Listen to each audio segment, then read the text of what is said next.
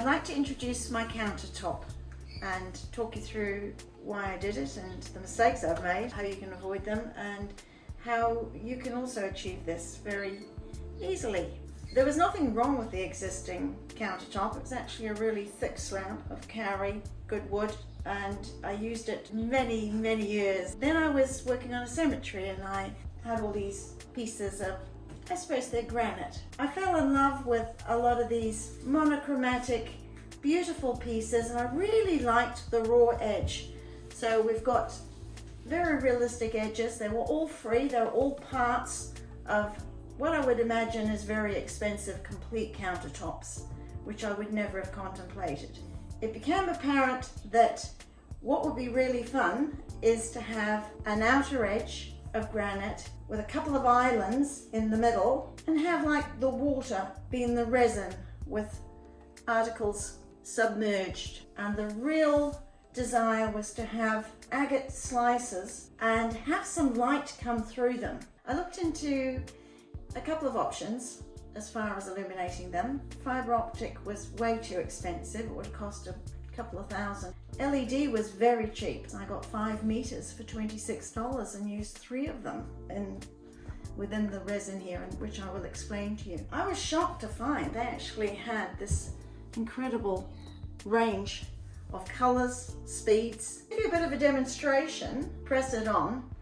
At the moment it's on the fade in and out, which is quite delightful. Kids just love it. I'll just show you what happens with auto. It'll go through everything, jump, flash, and there's the fade in and out bit. There's bing, bing, bing, bing. Originally I was only wanting blue and green colors, but now I've got the whole lot in all density.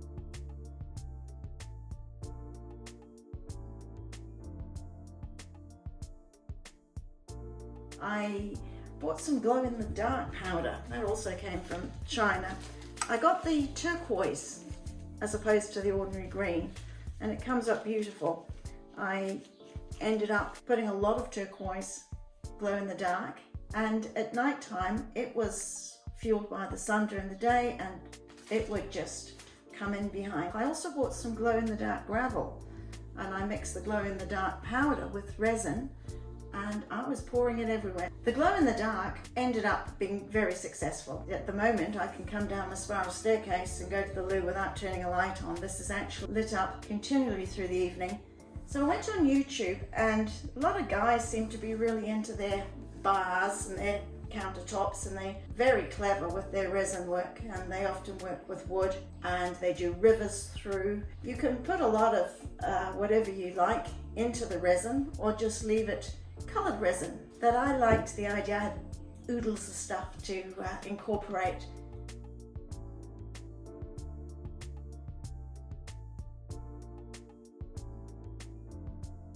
I'll give you a few examples here. We've got the basic CD, very illuminating. Standard glitter stones from tile shops. Lovely gemstones that were just for costume jewelry. So I've got a few bugs here. These are a lot of fun. You can get a lot of these charms just about anywhere. You can disassemble the existing necklaces. You can use old watches and put your own photos in the watch face. Go really wacky. Childhood toys, bottles with things in them. The really sparkly things do come up really nice, especially with when you turn on the lights. We've got old buttons. So as you can see, there's endless possibilities. You could go any which way.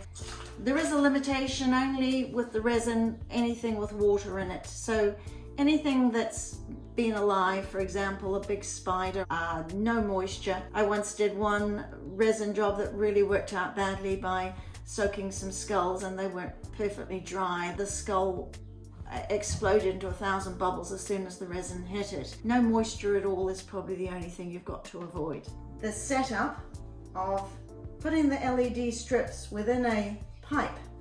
It's just a piece of flexible pipe, and it was popped in, started at this end, came out, and the idea was from the friend's husband that popped it in for me, that he put a thread in so that when it all packs up and stops working, and this has been going, I would say, a good 4 years, that when it does stop, pull a thread, and I can then get another thread and get it back inside the pipe. Of course, the pipe has no resin inside of it, but that first pour solidified it and made it stick to the bottom. It was set then, and I made sure that no resin got on the inside. So you've got a free-flowing LED strip with some good, strong thread to pull it out if you need be, and to put a new one in. Right, Rosie, this is the remote, and this is the countertop with the clean agates just waiting to go over the pipe. I had the first coat just to secure the pipe, and it will have 3 pours altogether. So just number 1 pour. The agates look lovely. I tested them before I did the first pour. This particular effect is called Fade. Love them all. Hope you like it, darling. I measured the depth of what I will call my little river of resin. The depth was 30 centimeters, and I'd actually bothered to phone up where you get the resin from, and he also advised me not to go more than 10 centimeters at a time. You essentially have 3 layers through here. So you've got your bottom, you've got your middle, and on the top I was aiming to keep these fairly level with my granite pieces. So the second pour I started to really think about what I want, and I had lots and lots of stuff to put in. I think anything glitzy and shiny is going to emanate out. A lot of fun trying to find things. I did put a brooch in, which my daughter was very upset at because she had her eye in it and I didn't know, and she'll never get it out of here. And she won't let me forget that one. I did manage to submerge on the 3rd level and get the agates fairly flat.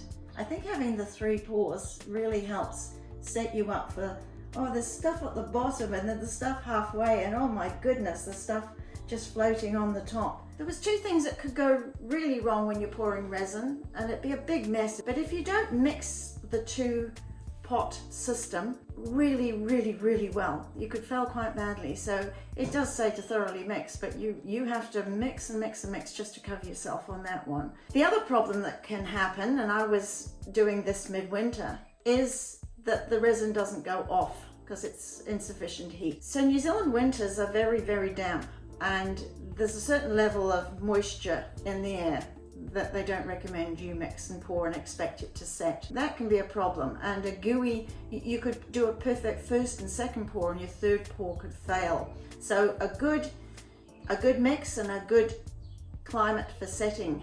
The last thing you want is gooey, soft resin. You want it to set hard. Now, so you probably have some questions that I haven't answered, and I'm very happy to see if I can answer them for you. I know that it's one of those things, as you pour the resin, it's quite scary because it can go wrong. Best to set yourself up for success on that. The next video that will come up soon will be the 3 couches that I've mosaicked in my garden. I've done them 3 different ways, and not on purpose, but it should give you some options if you do want to have a mosaic couch in your garden. And they're delightful, they're low maintenance and very durable. Probably will outlive me, my couches. So thanks for watching, and I hope to see you on the next video.